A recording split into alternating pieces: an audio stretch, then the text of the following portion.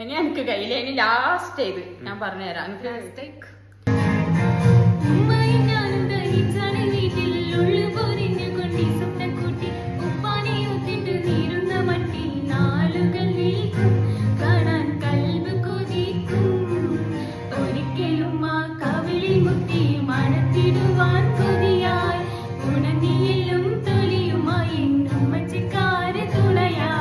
പണവും പൊന്നും അയച്ചില്ലേലും വരുന്ന മാസം വരണേ, പൊരിഞ്ഞൊരുങ്ങി മരിക്കും മുന്നേ കവിളിൽ മുത്തം തരണേ.